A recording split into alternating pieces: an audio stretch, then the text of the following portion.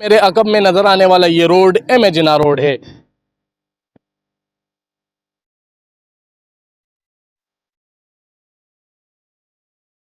اس road کا پرانا نام بندر روڈ تھا۔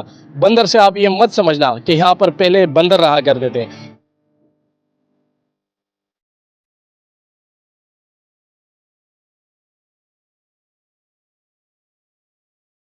اس روڈ کے کونے پر ایک ٹاور ہے جس پر یہودیوں کا نشان بنا ہوا ہے۔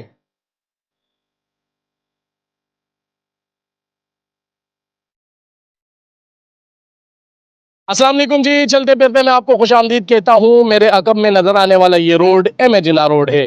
اس روڈ کا پرانا نام بندر روڈ تھا۔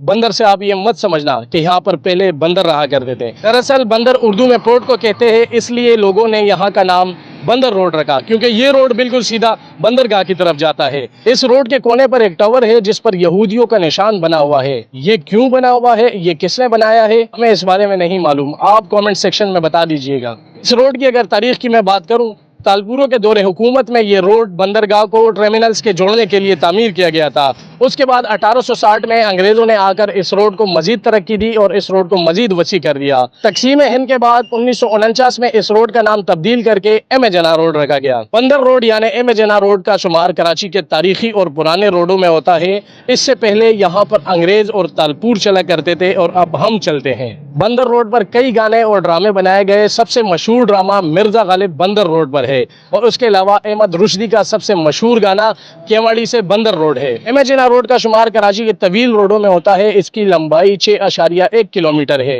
اس روڈ کے ساتھ صرف ہمارے نہیں بلکہ پرانے انگریزوں کی یادیں بھی جڑی ہوئی ہے۔ اس سے پہلے آپ کے پاس ایم اے جناح روڈ کی اتنی معلومات تھی؟ اگر تھی تو آپ ہمیں کامنٹ سیکشن میں بتا دیجیے گا۔ یہ تھا آج کا ہمارا 2 منٹ پاکستان۔ انشاءاللہ ملتے ہیں کسی اور تاریخی ویڈیو میں۔